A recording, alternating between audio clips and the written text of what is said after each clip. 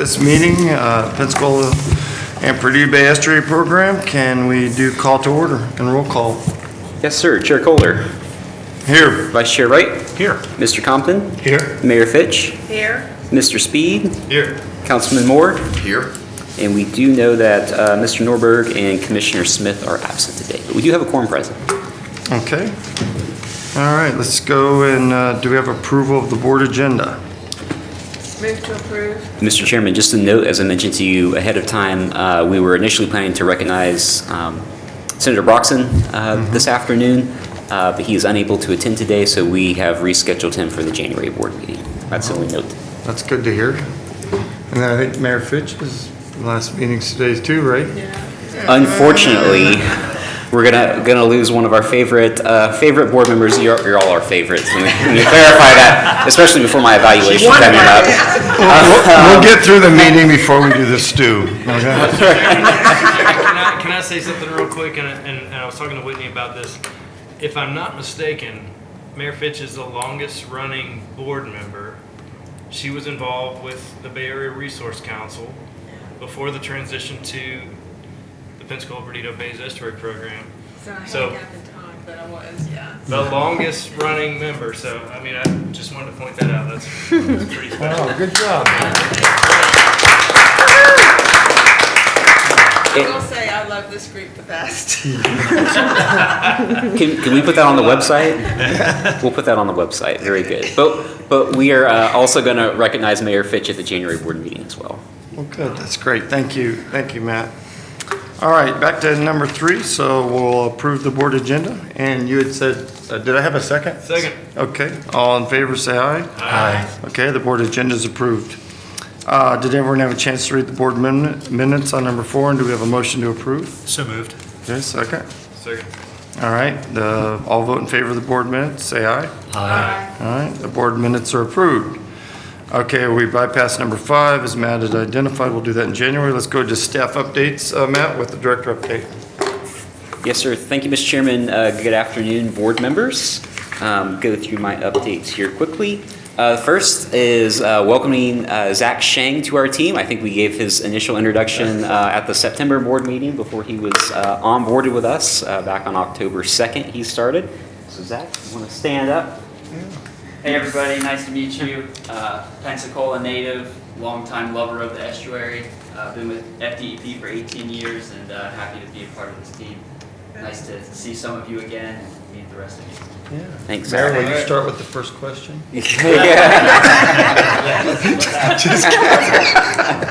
Just kidding. Welcome, Zach. Zach's already been a great addition to the team. He's going to oversee the oyster restoration initiative for us in addition to the Carpenter Creek restoration and probably other duties as assigned. So he's already hit the ground running and working great with our team. Right into a week on the job, we took Zach, Paige, and I went up to DC for the Restore America's Estuaries Summit. This is a biennial summit that changes location around the country. This time it was in DC, October 6th through the 10th. Each of us were on a panel of some sort. So Zach covered a Living Shoreline Challenges panel. Paige was on an oyster shell recycling panel. And then I was on the Sentinel Landscape panel for Northwest Florida talking about regional restoration and resilience projects and initiative in this region. It's really a great opportunity to get together with 1,500 practitioners from across the country, share lessons learned, not only with what we're doing down here in the Gulf Coast, but also what our friends and colleagues are doing across the country. So we already took a lot away from that meeting, that conference, and are applying that to some of our upcoming initiatives, primarily the oyster restoration initiative. It's always a good thing maybe when you're leaving those conferences and your head's spinning just a little bit. Also at the same time, while we were up there, I took the opportunity to meet with our congressional representatives, specifically in relation to National Estuary Program designation. So while we're on that topic, had good meetings with Representative Gates, Dunn, Barry Moore, and Congressman Carl's staff between Northwest Florida and Alabama in Baldwin County. All are very supportive of designation. really where we stand today in terms of moving the NEP bill forward is now that we have a little bit more clarity, I think, in terms of how the House, Senate, and President are settled moving forward. We are waiting really over the next couple of weeks to see if we can move our independent bill in the House on suspension of the rules. That's our first priority. In conversations with Gates and Dunn staff, there's no issue or concern that there would be any objections from other members. So that's path one. Path two is there's a plan in the works to prepare a comprehensive clean water related bill that would compile a number of individual bills and pass during the lame duck session before Christmas. So those are the two paths to designation yet this year. Both are very viable.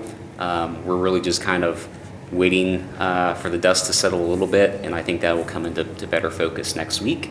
And then if we don't see movement on either one of those options by Thanksgiving week, essentially, we'll be doubling down efforts with all those members the first week of December for basically the last 2 weeks of this Congress. In the event that neither of those options proceed, there is a new plan that could come into effect in January, which is the entire National Estuary Program reauthorization is up for renewal next year.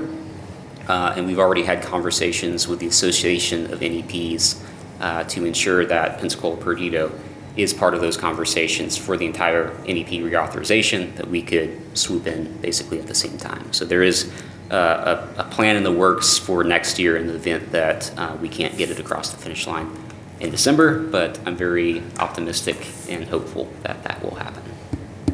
Okay, that's good, Matt. I will tell you on a side note, Congressman Dunn was down there to basically look at IHMC about 3 weeks ago. I accidentally was at a lunch with him, and I talked to him about 10 minutes about the estuary, and he obviously was very supportive, so hopefully we can move it forward. Glad to hear it. Thank you, sir.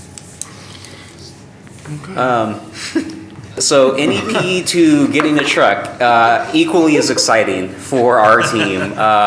This has been a request and something that we've been working towards for a long time. It's been on order for 10 months, and we finally got it 2 weeks ago. So needless to say, we were a little excited. Hopefully you're following us on social media and you saw the reel that Logan put together, because that's how excited we are. So that'll definitely be of great help for all of our field work, our outreach programming, and everything in between. So it'll get some good use.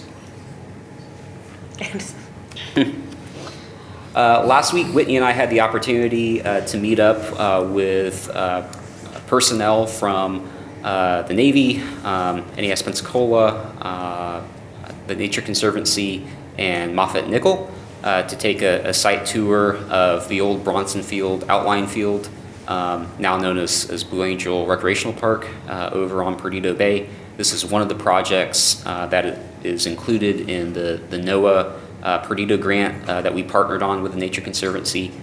So Moffett Nickel was selected as the design engineer for that project, and this was our really our first field kickoff meeting to meet with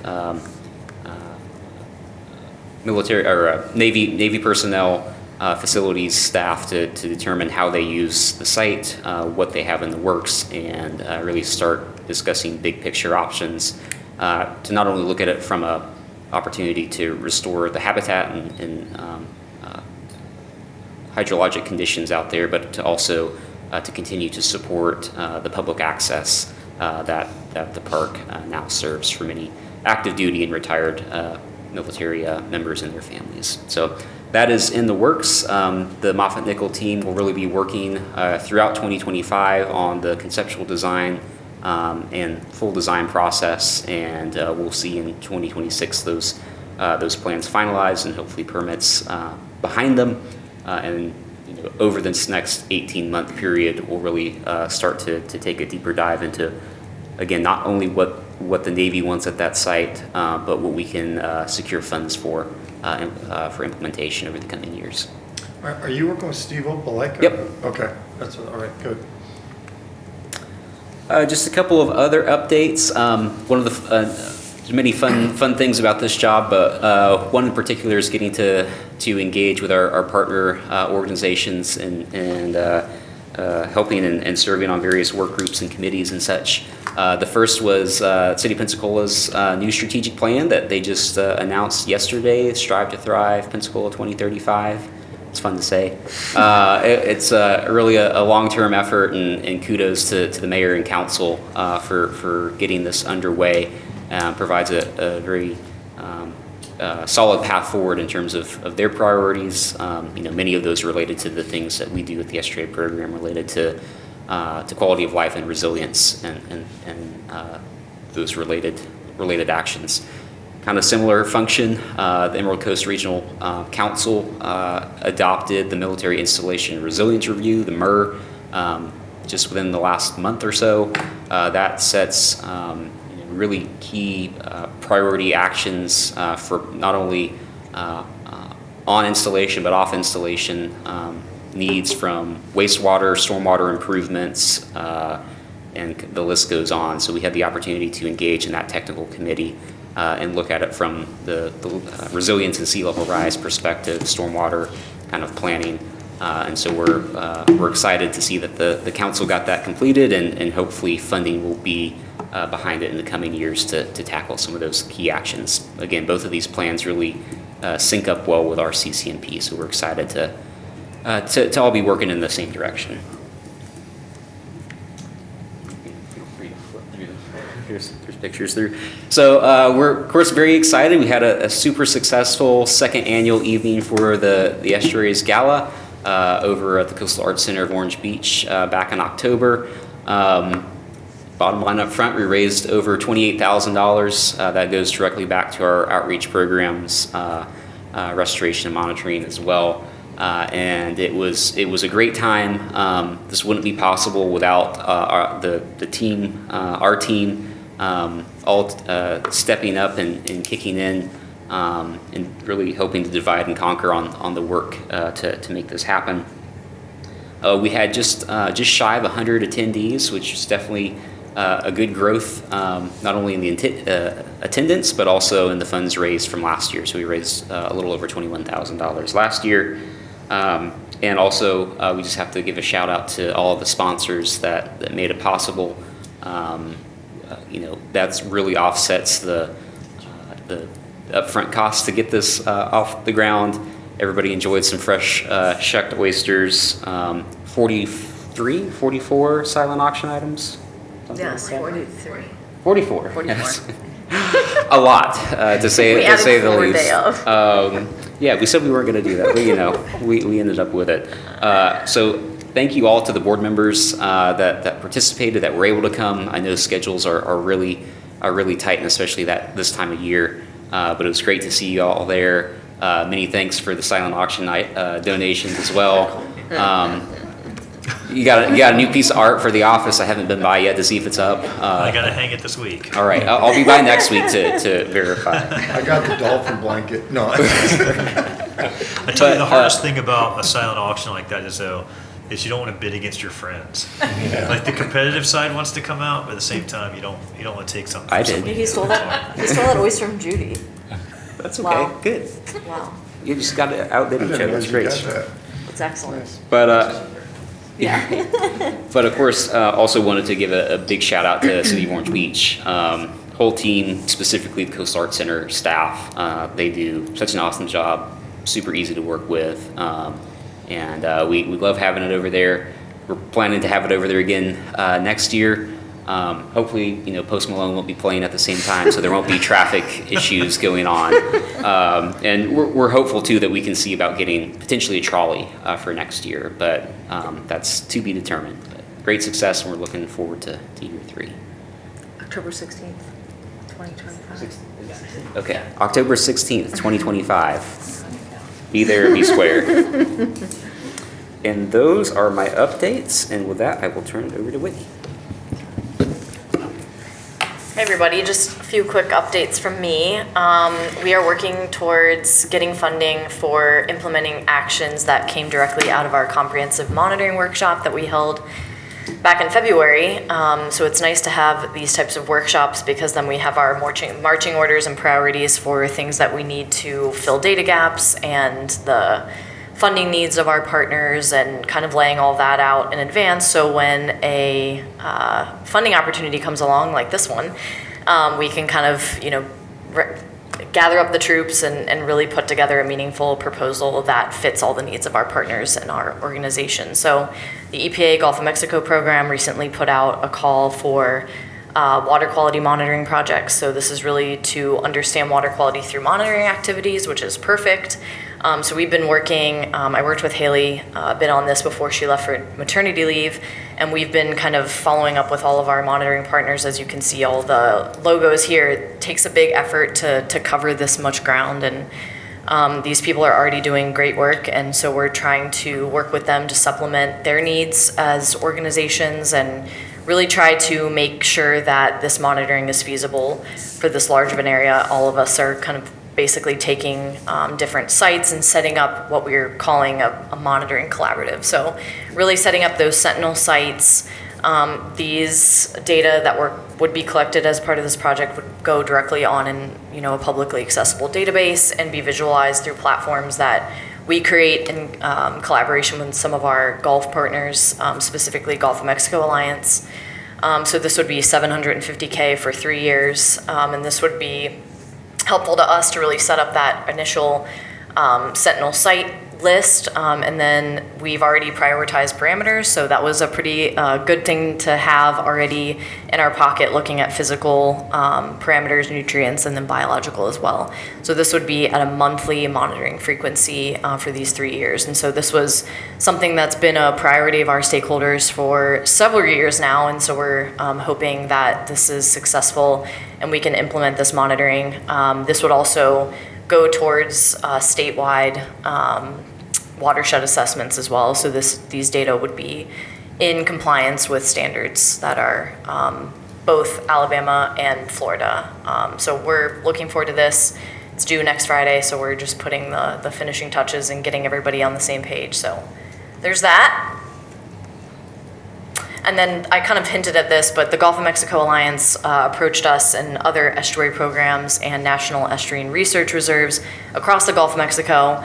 And they have some bill funding for basically to create specific dashboards for national estuary programs and NERS. So they understand that it's difficult to have all these different places where data are collected and stored in different areas, but I think GOMA likes to call themselves data connectors, not data collectors. So they really like to be that central source for data sets, and they already have the Gulf of Mexico Open Data Platform, and they've been adding to it over the years.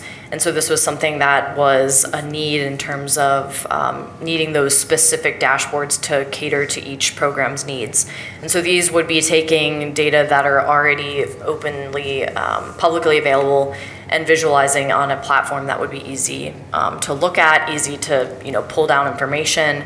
And so we're having a kind of an informational webinar in December, and then we're going to be getting together with all representatives across the Gulf to really workshop this and figure out what the design of these look like. And then moving forward, that could be a platform that we use for showing off some of these data that we would be collecting with partners. So we're looking forward to that. Stay tuned for more details as we know more. And then just quick update, this is not a unique thing, but we were able to complete seagrass monitoring again. The Gulf Coast Research Lab was out in October completing all of the seagrass surveys, and unique to this year, urchins were actually found in Santa Rosa Sound. We obviously didn't have a lot of rain for several months. The salinity was really high, and they found urchins in several places in Santa Rosa Sound. So that was of note, and everything is looking good. Nothing, we haven't seen the data yet from this year, but there's been nothing to report besides the urchins in terms of of notes from this year. So happy to gather all of that information, and we're going to be including this in addition to the trawling data in our State of the Bays report in 2025. And so Chloe got to go out in the field, Logan, and we were able to join the Sea Lab folks. Bailey was with us as well. We got to divide and conquer. So we got to get out on the boat and catch a bunch of fish, and it was kind of cool. The bottom center picture is a cowfish, and I think that's the biggest one that I've ever seen. I don't know if you've ever seen one before, but they're usually small when we catch them. But we got several, some toadfish, tons of flounder, tons of speckled trout, a good diversity of species. So we'll be, again, waiting on the information from this survey to come early next year, and we'll be including all of this in the State of the Bays report as well. I have a quick question. Yeah. Just in the slide before, you mentioned the urchins. Yep. I think it was a meeting or two back, we were discussing scallops in Big Lagoon. Yes. Do you know offhand if any scallops have been found in Santa Rosa Sound? Yes. I feel like Thomas can Not probably as give many. specific numbers. Ah, How many? 25 this year in Santa Rosa Sound. okay. 25. How does that compare with Big Lagoon? 101 people do. Okay. Yeah. But we did have more coverage in Big Lagoon for Okay. a survey than we did in Santa Rosa Sound. Okay. So it stands to, yeah, Yeah. I get it. All right, thanks. Yeah. Hey, Whitney, one Yes. quick question too, on those urchins. Off the top of your head, you know roughly where those were found in the sound? Were they closer to the pass, or were they? Yeah, so you know where the bridge, like the beach bridge, it was just to the east of that. So there's a big Phalasia syringodium mixed patch there, and that's where they found most of them. And we have hundreds of sites, and they didn't see them really anywhere else. So they were kind of clustered in that one area, interestingly. Yeah.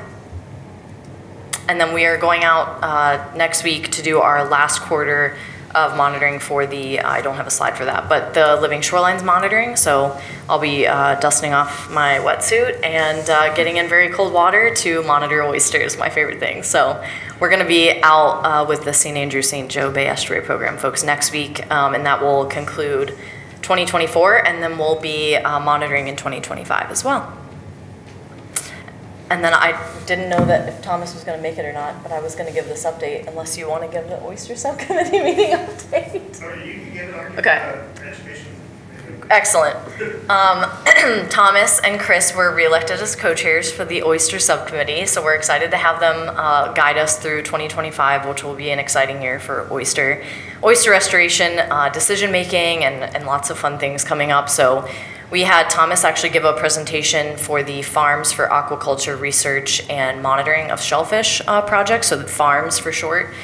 This is really an effort that's been co-led by UF-IFAS. Leslie Sturmer really led the charge on this, and they've been working with several aquaculture farms across the state of Florida to really look into specific die-offs, disease, and then actually looking at triploid, diploid oysters and doing a series of experiments. And so he gave an update on that project, which really started out as a pilot, and they've been really being able to slowly, steadily increase the network there. And all of that data is publicly accessible on a webpage where you can download water quality information that they've been collecting as part of that project.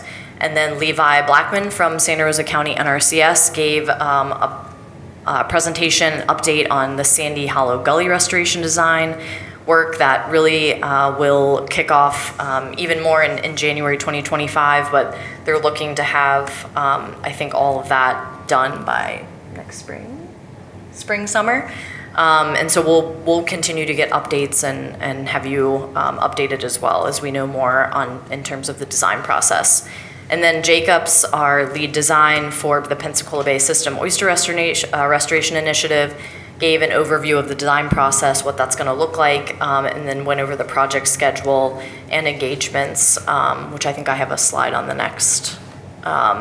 Just kind of looking at the tasks associated with design, stakeholder engagement, permitting, We've had a lot of time to really discuss with them, realistic timelines and when we can expect to engage our oyster subcommittee and technical committees, and then also our community stakeholders.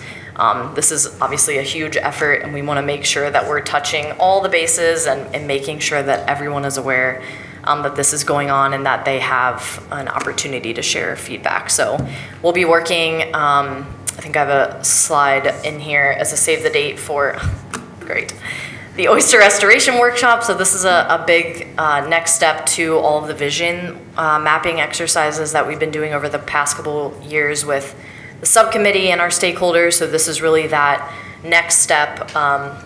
We're going to need a lot of time to kind of develop these conceptual designs with our stakeholders. So this will be at the Bayview Community Center over 2 different days. So we're going to be kind of doing 2 half days to fill a lot of work into these timeframes. So we're going to be working with the Jacobs team and our special project action team to really develop the activities as part of these workshops, to really have that meaningful engagement with our stakeholders and to really get to that next step of turning our vision into reality. And we're excited about this. So this is a save the date for anyone that's available to join us. We would love to have you and get your feedback, and we'll be working to establish an agenda and other materials in the coming months.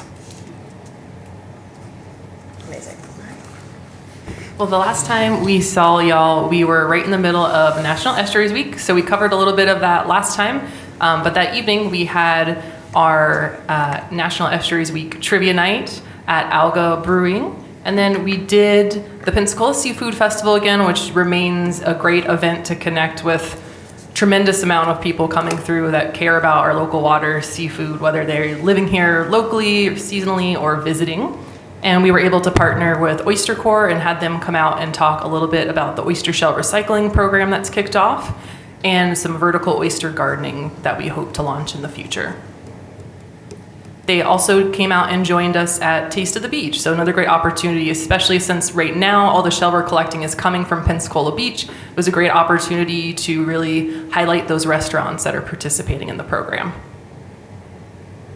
Just on another note, we were invited by Gulf Islands National Seashore to participate in a program they're doing with the Florida Channel on their Florida Crossroads program that's really focusing mostly on the history of Gulf Islands, but they wanted to touch on the tremendous ecology and unique resources that we have in the area. So I was able to go out and talk a little bit about the efforts that we're doing, looking at water quality, seagrass monitoring, the importance of living shorelines. And so we will be featured in some way in that. And we'll be sure to share that when it's available. We don't have a timeline for that yet. We also hosted a realtor training, which is something that our team and our education committee has been talking about for a long time as a really critical path to reach some of our new residents and people that are relocating here. And so we were invited by Levin Rinke Realty to give a presentation at one of their monthly trainings and really talk about different ways that they can connect with their clients to make small changes, whether it's bay-friendly landscaping, thinking about septic maintenance, inspecting their lateral lines before they buy a property, all sorts of things that they can share with their clients. And we were also able to put together a packet of resources. We've had this request from realtors in the past about, they have someone come to them who wants specific information about the environmental quality of a property that they're interested in. So we were able to give them some resources like our State of the Bays report card, other water quality monitoring portals that they can go and find that information for at least the general area. And this is something we're looking to expand to many other realtors and to create some informational packets that those realtors can then give to those new homeowners when they get their keys and take that information with them about how they can be good residents of our area. On our programming side, we also have kicked back up with our Restoration Rambles program. Just to remind you, the Restoration Rambles happens in our more enjoyable hiking months, which, I don't know, we're slowly getting there this year, a little later than normal. But it runs November through about April to May, and once a month we host a easy guided tour to a restoration site in our watersheds. And so just this past weekend, last weekend, we were, or past Friday, we were out at Escribano Point Wildlife Management Area with the Longleaf Alliance. We were thankful to have Charlie there giving a great talk about the work that they have been doing to restore habitat for the reticulated flatwood salamanders we hear in the vernal pools that have been over time overgrown with vegetation, and we're able to see the evidence of the prescribed fire work they're doing to restore this habitat. And FWC was able to come out and talk about other property management that they're doing out there for wildlife as well. And I didn't make a slide because we were still finalizing these details, but our next restoration ramble is going to be over in Orange Beach next month. And we're going to be partnering with the City of Orange Beach and the Nature Conservancy in Alabama to go out and hear about the upcoming Perdido Islands work that they're about to kick off in the new year. So that one will be a little bit of a boat ride and a ramble. And then you may have remembered this was scheduled for National Estuaries Week. We had some closures with anticipation of what Helene was going to do.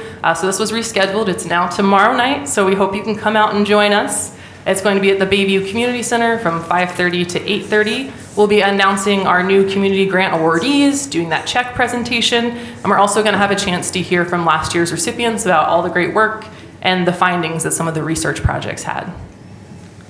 I hope some folks can make it. I know I think Colton and I have a scheduling conflict tomorrow night, so. Are some of us going to Habitat for Humanity tomorrow night? I know I have already committed to that, and I think Colton has too, but hopefully you have a good turnout. Well, if you can't make it to that, you can come out Saturday. We're going I'm going to the oyster thing in February, I promise. Yeah. I got next October already saved. We're very fortunate to be one of the recipients alongside Healthy Gulf for all of the income from the Mountain Film Fest that's happening in Pensacola this Saturday at 6 p.m. at the Pensacola Little Theater. So if you want to come out and check out some great documentaries and films and have a great time, you'll also be supporting a great cause. So we hope you'll share the word about that event as well. And then I think my last slide is that we were invited by Chief Dan Skyhorse to have an informational booth at Creek Fest, not next weekend, but the following, the 23rd and 24th. And we're really excited about that opportunity to connect with the upper watershed that's going to be up in the Milton area and highlight some of the work that we've done up that way. I'm really grateful to be included. Okay, wow, that was a great update by everybody. Did the board have any questions? I thought that was very thorough. Okay, well then let's proceed on to action items. I think the first thing we're going to discuss is the holiday schedule, correct me? We just have to approve it, right? Yes, sir. 6A is the approval of the 2025 holiday schedule. This is consistent with the same amount of holidays as approved for 24 and as approved in the employee manual. Okay, I don't have a problem with the holiday schedule. Can I get a motion? Motion to approve. Okay. All right, all in favor say aye. Aye. Okay, and then the board meeting schedule is 6B. Yes, Is sir. there any concerns with that? I tried my best to look at published calendars so far, but I know not everything is out there. So if you see a scheduling conflict, we can always look at reevaluating.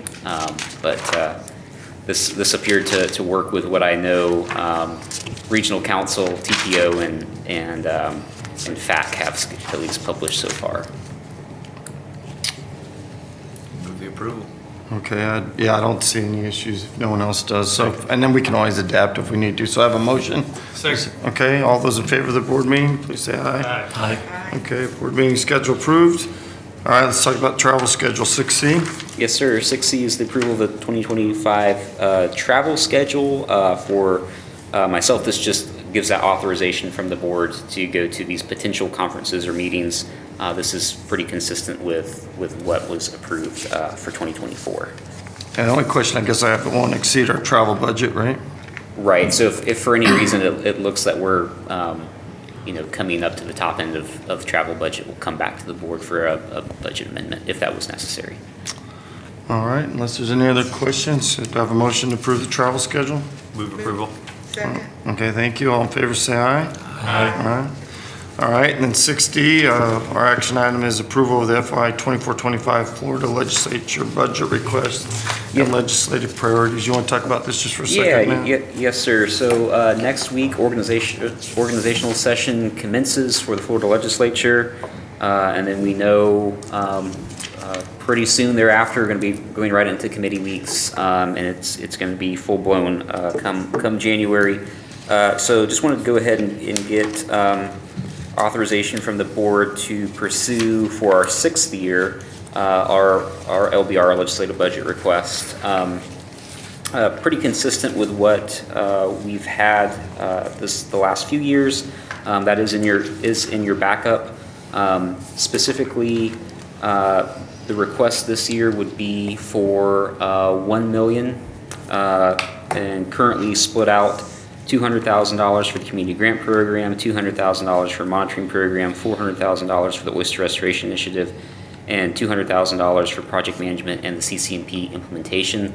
Those are broad categories. That just at least allows us to have the further conversations with our delegation to see what we think will be possible and stick this year, and then we'll further refine those numbers as we proceed. Talking to Brett, our lobbyist, we do know that priorities have shifted a little bit, probably not a little bit more than that, going into session with the 2 hurricane hits to Florida. I think really the message from the incoming speaker and president has been, they're going to ratchet down a little bit more this session, and then a little bit more in 2026. But in conversations Brett and I have had, it says, let's ask for the full amount, and then we'll have those conversations with the delegation to winnow back from there if necessary. So that's the first, direct to us, and then the second is the continuation of supporting the Northwest Florida Water Management District in their quest to establish the Regional Watersheds Partnership Program through the district. If this was adopted, it would establish a $25 million program through the Water Management District to implement priority actions of both their swim plans, their surface water improvement management plans, and the estuary program CCMPs in their territory, which runs over to St. Mark's area. So that would provide a great foundation, again, not just the estuary programs, but to each of y'all and your respective organizations to implement key actions, and those are listed in the backup. Everything from stormwater and wastewater to living shorelines, hydrologic reconnection, and the list goes on. The only comment I had is on the legislative budget request. I trusted what they put together. I didn't know if it was the right list or not. Did anyone have any concerns about the request? No, I trust the list 100%. I would just say that understanding the climate going forward in the state legislature, try to leverage the word resiliency as much as possible. With any of these projects, whether it be oyster rehabilitation or anything like that, just explain that there's a resiliency component to all these projects. So hopefully that'll trigger the hurricane and storm side of them a little bit and get us a little bit of leverage. 100%. Earlier this year, Brett and I had met with Office of Management and Budget staff to make sure that there's a relationship established there. The great thing that we can talk about is, these funds have been able to leverage a lot more. Most specifically, $11 million through NOAA.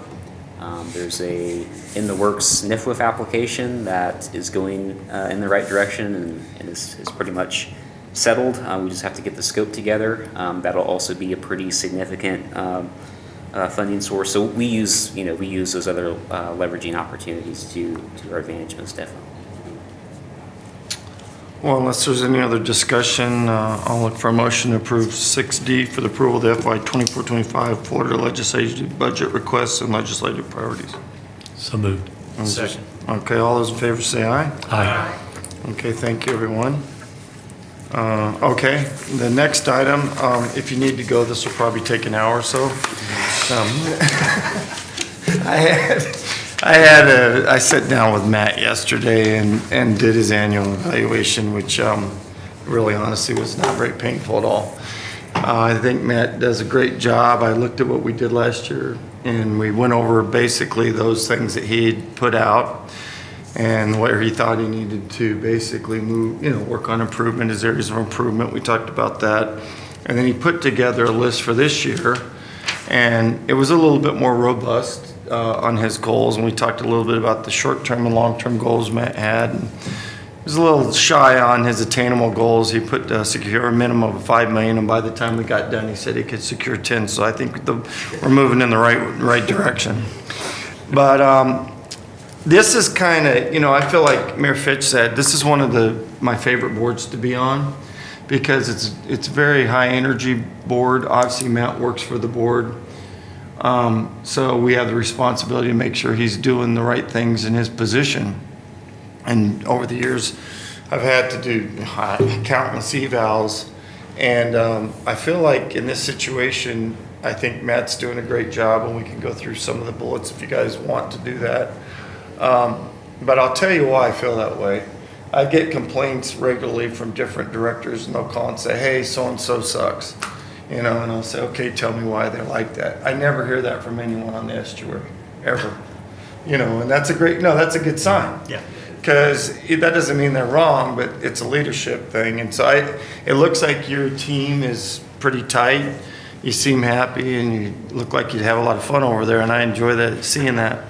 But I do think that our goals is where we want to go forward. I just want to cite a few of his, and then to have any discussion by the board as a whole if you want to make comments, because it's our duty to do that. Obviously, some of his accomplishments, obviously, is this NEP designation. That's a big deal. This is the first year with them being independent as their own fiscal year, which is a big deal. I think they're moving forward pretty well. Obviously, we talked about reducing administrative costs, and they moved forward with the 401A at a reasonable level that I thought was good for all the employees that work underneath this. And then we had 1.3 million in local state funding that came through, and 4.8 in grant funding, and that's a big deal. So I think your team deserves a pat on the back for that. And then we talked a little bit about some of the things he thought that he could work on, and I'll put that out there. It's not a negative. We all have areas that when you do a SWOT analysis, organizational vision for the staff, and so that's one of the goals he wants to work on the next year. Improve efficiency and time management. I basically don't know the daily extent of your job, but work-life balance is important for everyone, including your staff. And then the one that he said that I was thoroughly in favor of is he wanted to do regular check-ins with other board members. And I said, that's really great. I think you should do that regularly. But he put that as one of his goals, and I think that's good. We talked a little bit about the strategic plan. I mentioned that. The money that he's going to try to bring into the estuary. One of the stretch goals was that he wanted to get a rainy day fund basically over the next 3 years to equal 1 year of the operating budget. So that's an attainable goal, I think. We'll see where we are next year. We'll revisit that. And then you put out the capital development 5-year capital campaign fund strategy. He did ask for one request that was more that will have to come back to the board. I think you're going to bring it back in January for some training for himself and the staff that wasn't in the budget, which it was around $13K for everyone. I didn't think personally, but I think you should brief the board and see if the board's okay with that as a whole. January is when you were planning on doing that, right? Yeah. So my overall opinion is he's doing a very great job in his position, and I think we're fortunate to have Matt in the job right now. And I'll open it up for any comments from the board. Well, I'll chime in real quick. I'll show my hand a little bit on the training side. I always think that investing in training is a good thing. So I look forward to the presentation, but generally speaking, I'm always going to err on the side of invest in training anytime possible. Matt, you're a rock star. I mean, your attitude is infectious. You keep a positive outlook, and you've found a really effective way at navigating the political landscape, right?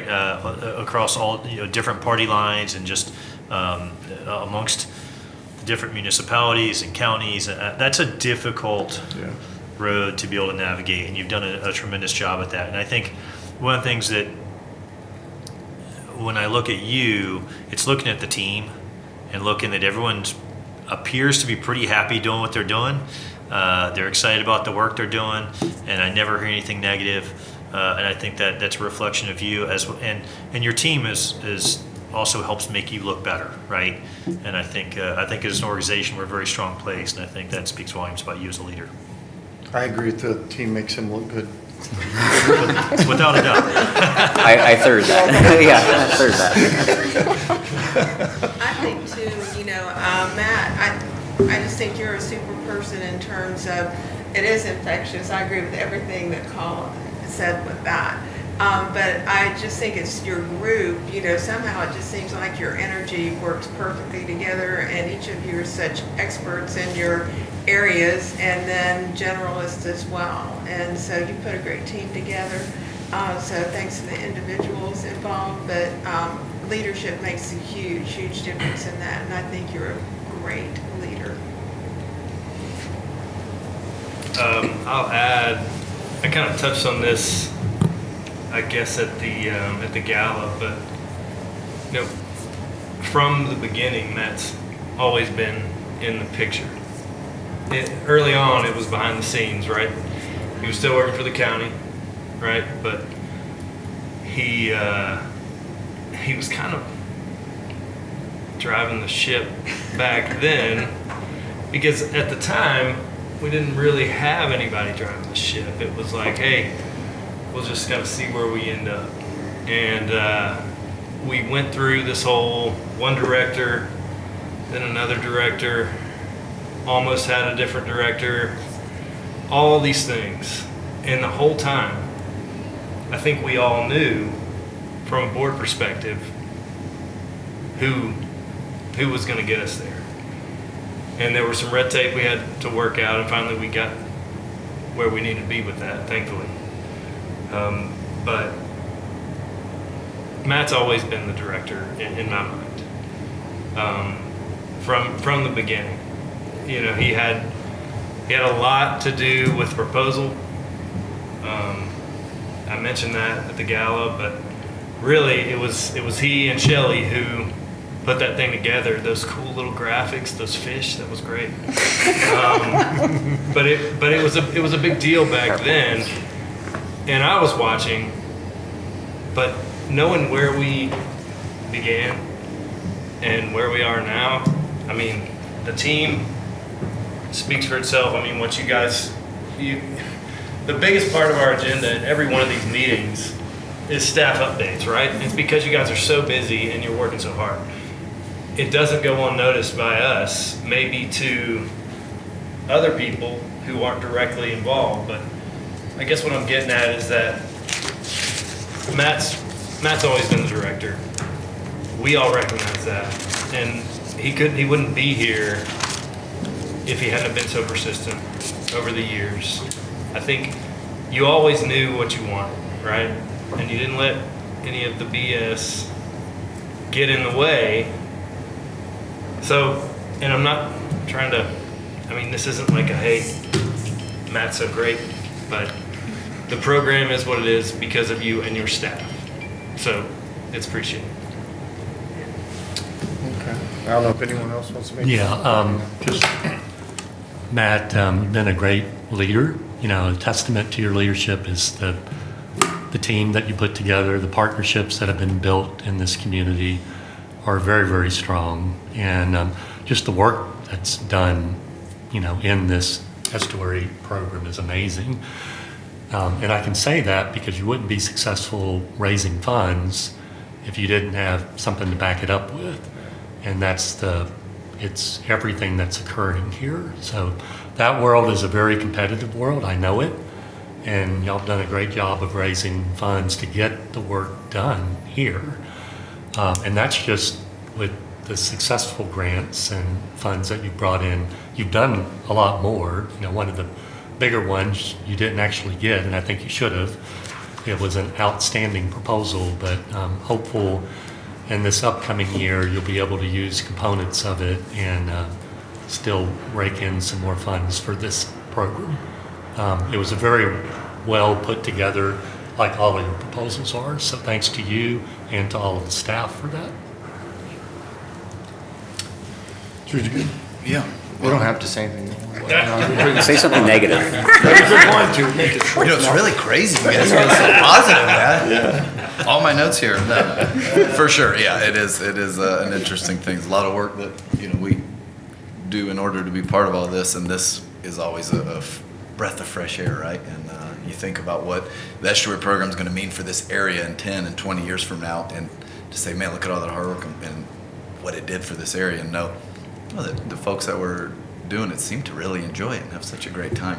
It's kind of, you can do something great and enjoy it at the same time. So, as far as the long range plan, I've been on this board for maybe shorter than a lot of you guys. So in my 2 years, Matt always has been leading it. So I didn't know there was somebody else. Quite literally, as far as I know, Matt has been leading it. It's a long, Shifting strange baseline. story. You don't want to hear it. Yeah.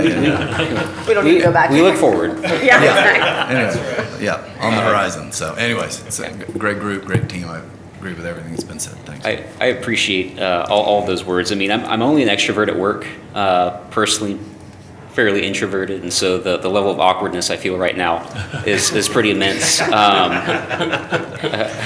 I deal better with criticism than praise, I guess. But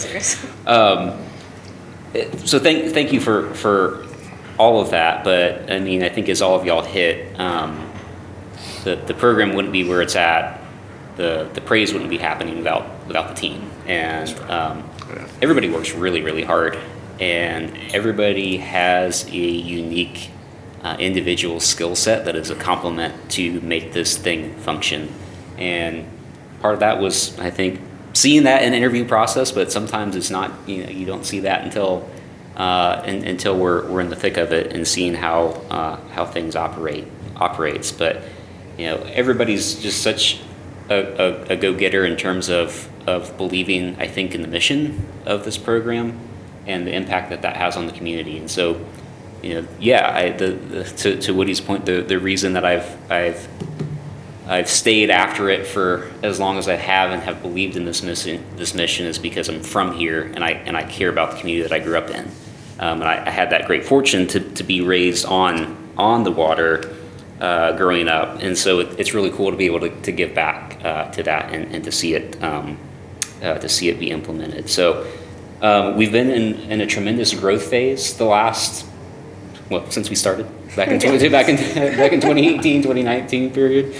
We haven't let off the gas, and the thing that I was talking about with the chairman yesterday was what that future looks like. So we have no shortage of things already in the works, things that people want us to do, a laundry list in the CCMP, but also recognizing that we're not the same organization that we were back in 2018, 2019 period. And so that's where kind of this some of this strategic plan and professional development, I think, kind of comes in as to really take it beyond the management plan side of things, but also to look at the organization itself and what that looks like over the next 5 years. Some of that's talked about in the CCMP, some of it's talked about in our finance strategy, but it's ensuring that everybody is supported, as we continue to grow and evolve, but also keeping in mind with what that mission of ours is. And we're still a soft funded organization. We don't have tax revenue coming in directly, so there is that sense that we always have to have some level of hustling as part of this program. And I definitely have a mindset, and I think we see that in the team that we're still a public agency, and we have that responsibility to be good stewards of the dollars that come into us and demonstrate that return. And so that's what we're going to continue to do in the years ahead. So I'm looking forward to 2025, where we can both continue on implementation growth, but also looking internally in what we want to be, so that way it sets us up for success the best way we possibly can be. And I'll tell you something that I'm learning every day. When I came into this role officially 2 years ago, I never had a team of this size or capability. So that's something that you learn. It's also working with so many different external partners and priorities that come about, different political spectrums and jurisdictions to work through. So it's a little bit of, I don't know, it's a combination of a game of chess plus Jenga maybe or something. I don't know. Twister? Yeah, right, Twister? Yeah. But I'll tell you that even if there's challenges of the day or something didn't go the way you wanted it to, you come in the next day with a fresh start and realize that, by and large, the places that you can be working and the things that you can be doing, this is pretty cool. It's pretty fun. It's pretty impactful. And it's a great treat to be able to continue that. So I appreciate the endorsement, and so long as you'll have me, I'll keep being here. Thank you. Yeah, thank you. Good job, man. Mr. Chairman, can I add one last thing? Absolutely, go ahead. You guys do a great job of outreach and trying to let the community know what you do. I would challenge myself and my fellow board members here that it's easy for us as leaders on our respective boards to get caught up in the minutia of county business, city business, and all the negativity and playing the reactionary game, right? Of the problems get thrown at us, and that's what dominates the news cycle and that kind of thing. I would just challenge myself and all of us here to do a better job in our daily lives, whether we're when we're sitting on council or in commission, and make sure we're advocating for the estuary program and letting people know, whether it be just out at Rotary or when we're in our official capacities, what this team does and what it means to our region and the impact it has. And I think we have a duty to do that, and I probably haven't done as good a job as I could have. And I just think I think it would have a bigger impact if we take the outreach they're doing and we try to do our own to let people know what's happening. Good point. I agree. I think that's a great comments, Commissioner Wright. I know Commissioner Dunn wanted to get the restroom, but I wouldn't let him. So, no. At least you didn't follow me into the restroom. Congressman Dunn. All right, no, that's a great point. I think we all have a responsibility to advocate for the board. And I'm not joking. This is my favorite board I'm on because, like most of them, it's sometimes like a cage match, and this is all love. So it's kind of nice to come to a meeting where it's like a love fest versus, United flight. All right. Do we have any committee updates? Yes. Thomas, you want to go first? Cool. We got Thomas here from the Education Outreach Committee.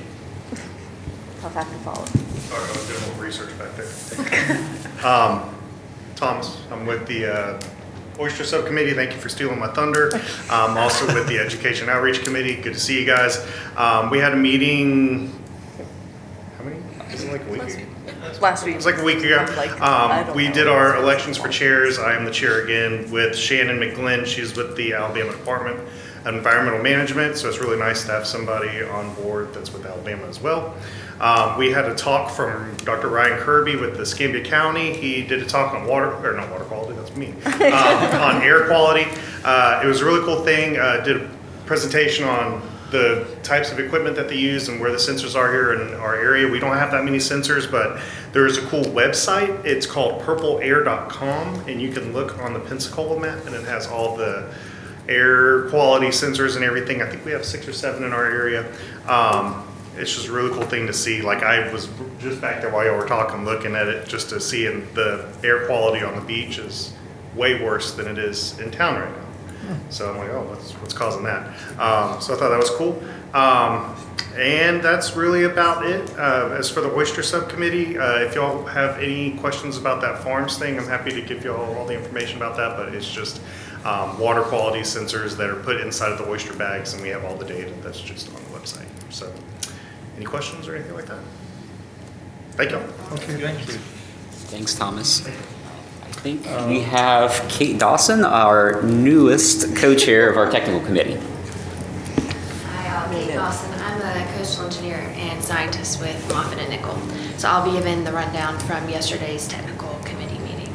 So went through the welcome and introductions for the new staff, as well as the approval of the previous meeting minutes, and then held the technical committee chair voting. So I will be stepping in as co-chair and assisting Paul Looney in that position.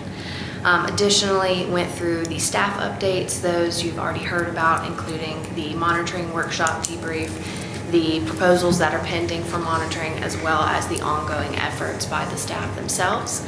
Additionally, went through an overview of the Oyster Subcommittee meeting debrief, which has already been covered, as well as discussing the wrap-up and future planning for 2024. So specifically noting the save the date for the Oyster Restoration Design Workshop, which has already been noted, for February 20th and 21st, as well as the upcoming 2025 gala. In addition, the group discussed the 2025 committee priorities. Those include the annual staff meeting, the data dashboard development, the 2025 State of the Bays report, in addition to ongoing research and monitoring, and project development and design feedback. We also discussed pending 2025 speakers for the technical committee, anticipated, and calls for additional speakers.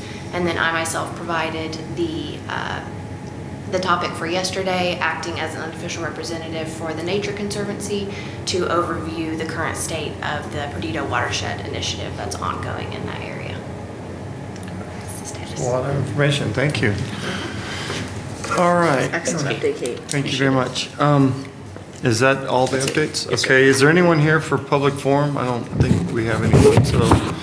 All right, well, unless there's any other comments, this meeting will be adjourned.